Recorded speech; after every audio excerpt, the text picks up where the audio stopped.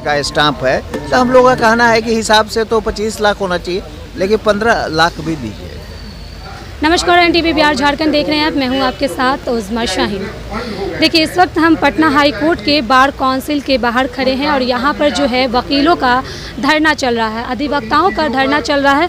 धरना में क्या कुछ मांगे हैं, क्या कुछ इन लोग आज एक दिवसीय धरना कर रहे हैं, क्या मांगे हैं, क्या कुछ मांगे लेकर के आज ये लोग धरना कर रहे हैं। चलिए हम जानते हैं यहाँ के सीनियर वकील से। सर, आपका नाम क्या हुआ? पंकज कुमार। जी, आपका क्या पोस्ट है यहाँ?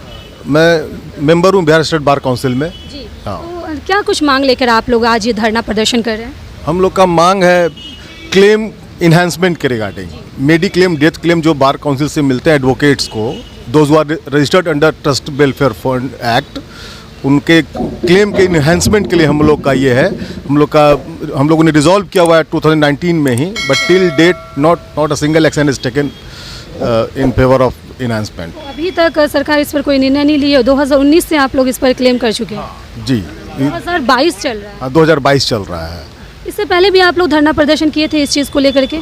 हम being a bar council member 2018 में मैं जीत कर आया और 2019 में मार्च के मंथ में हम लोगों ने 3 दिन का धरना प्रदर्शन किया था, जिसके लाइट में ऑडिट और क्लेम के रिगार्डिंग था और एडवोकेट के और भी वेलफेयर के मुद्दे थे, स्टाइपेंड को लेके न्यू कमर्स के लिए, वो सब के लिए थे। बट अभी तक उस पर कोई निर्णय नहीं हुआ है। जी, मैं नीतू झा हूँ, पटना। आवाज़ नहीं आ रही है? जी, मैं नीतू झा हूँ, पटना हाई कोर्ट से। मैं भी Bihar state bar council member हूँ।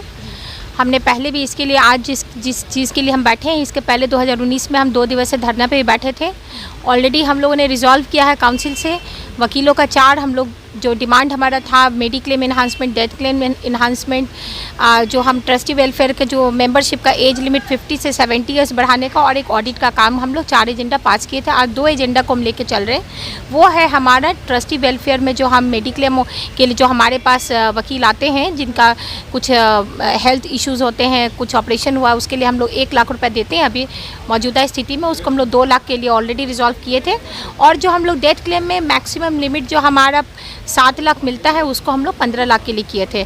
वो अभी टिल डेट वो मैटर एबियंस में हमारा सरकार जो हम डेलीगेशन दिए हैं, लेकिन सरकार हमारी बात को नहीं सुनी है। इसके लिए हम लोग आज जी हाँ आ रही हैं, लेकिन अभी तक ये सेकेंड टाइम हम लोग एक रिमाइंडर, एक टोकन जी हाँ बिल्कुल, इसको सरकार के पास प्रॉपर चैनल में इसको प्लेस किया जाए और हमारी मांगों को पूरा। 3 साल हो गए, 2019 से लेकर 2022 तक की आप बात कर रहे हैं और अभी तक आप लोगों की सरकार सुनी नहीं, तो क्या करने लगता है कि अगर इस बार भी नहीं सुनती है, इस धरना के बाद भी, तो आगे आप लोगों की क्या रणनीति होगी? जी, वो तो हम अभी, चूँकि हम लोग अभी 3-4 ही मेंबर यहाँ पे, एक बात बहुत इंपॉर्टेंट है जानने के लिए कि हम बिहार स्टेट बार काउंसिल से ये हम लड़ाई नहीं लड़ रहे हैं। हम खुद Bihar state bar council member हैं। ये लड़ाई हमारी सरकार के साथ हो रही है और इसके लिए आज तो हम 3-4 एक हमारे पंकज जी हुए, एक हमारे सीनियर बिनकेश्वरी सर हुए और मैं, हम लोग आज 3 ही बार काउंसिलर यहाँ पर बैठे हैं। कुछ देर पहले हमारे YC वर्मा जी भी थे और हमारे चेयरमैन भी आए थे, तो रमाकांत शर्मा जी आए थे यहाँ पे। तो अभी हम लोग कुछ ही मेंबर्स यहाँ पे हैं, लेकिन हम लोग फिर सारे मेंबर कलेक्टिवली हम लोग एक सोचेंगे कि इसके लिए हमको आगे क्या करना चाहिए। ये हम जब सारे मेंबर बैठेंगे, पर्टिकुलरली अगर मेरी बात है तो मेरे और भी बहुत सारे एजेंडाज हैं, जिसके लिए मैं आने वाले टाइम में, मैं पहले भी एक वीडियोज़ के थ्रू दी हुई हूँ कि मैं आमरण अनशन पर बैठ सकती हूँ। ये मुद्दा सिर्फ 2 बात का है, एक डेथ क्लेम एंड दूसरा मेडिकल क्लेम। पहले जो 5 रुपीज़ का स्टाम्प था तो 5 लाख मिलता था, अब 25 लाख रुपया, 25 रुपये का स्टाम्प है, तो हम लोगों का कहना है कि हिसाब से तो 25 लाख होना चाहिए, लेकिन 15 लाख भी दीजिए। और मेडी क्लेम भी 1 लाख से 2 लाख की। अभी हम लोगों को ट्रस्टी बोर्ड के जो चेयरमैन हैं, जो एडवोकेट जनरल होते हैं, उन्होंने बुलाया था डेलीगेशन में। तो डेलीगेशन में हम लोग गए थे, तो उन्होंने एश्योर किया कि हम लोग को जितना हमारा जो फंड है आपको हम बताएंगे और उसके अनुसार हम आपका बढ़ाएंगे। तो पॉजिटिव उन्होंने ऑब्जर्वेशन किया है, इसलिए हमको लगता है कि हम लोग सक्सीड करेंगे और जितना फंड है उसके अनुसार वो बढ़ाने का उन्होंने कहा है और वो प्रकाशित करेंगे कि कितना फंड है, कितना रुपए हैं और उसके अनुसार वो उन्होंने कहा कि आप लोग भी देख लीजिए कि कितना फंड है। और सारे जो वकील आज धरना पर बैठे हुए हैं, क्या लगता है कि काम पर कितना ज़्यादा असर पड़ रहा होगा? अभी तो लंच आवर है इसलिए बहुत एडवोकेट लोग हैं। हमने तो आज 8-10 केस में टाइम लेकर यहाँ बैठा हूँ।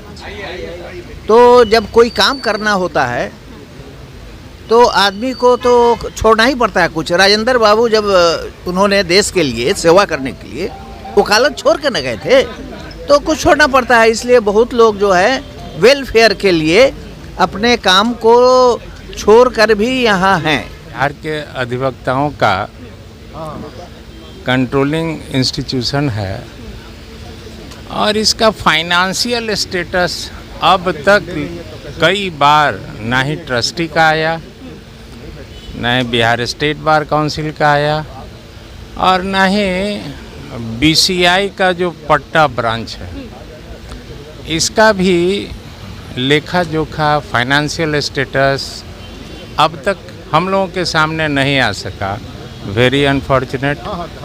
दूसरी बात है कि काउंसिल ने कई बार रिजोल्यूशन लिया कि 5 रुपये से आज वेलफेयर स्टाम्प बढ़ के इतना हो गया, लेकिन वकीलों का वेलफेयर अब तक नहीं बढ़ सका। इंस्टीट्यूशन के जो पदाधिकारी हैं, we are simply member here, तो हमारा दायित्व बनता है कि हम साधारण वकीलों का प्रतिनिधित्व करते हैं, तो उनके समस्याओं के लिए आज बिंदकेसरी बाबू के नेतृत्व में हम लोग आज धरना दे रहे हैं। आपका नाम क्या हुआ ना और आपकी क्या पोजीशन है बार काउंसिल में, ये बता दीजिए। जयप्रकाश सिंह मेरा नाम हुआ। 2010 में मैं जीता, 2018 में भी जीता। मैं पटना जिला अधिवक्ता संघ से बिलोंग करता हूं। तो आपने सुना कि यहाँ पर वकीलों का जो अधिवक्ताओं का जो है धरना प्रदर्शन चल रहा है। उनकी कुछ मांगे हैं जो 19 से लेकर के 2022 आ गए हैं, लेकिन सरकार जो है अब तक इन लोगों की मांगे नहीं सुनी है। अब आने वाला वक्त बताएगा कि सरकार इन लोगों की मांगे सुनती है या नहीं। तो ऐसे ही वीडियोस अपडेट के लिए बने रहे हमारे साथ और देखते रहे NTV बिहार झारखंड।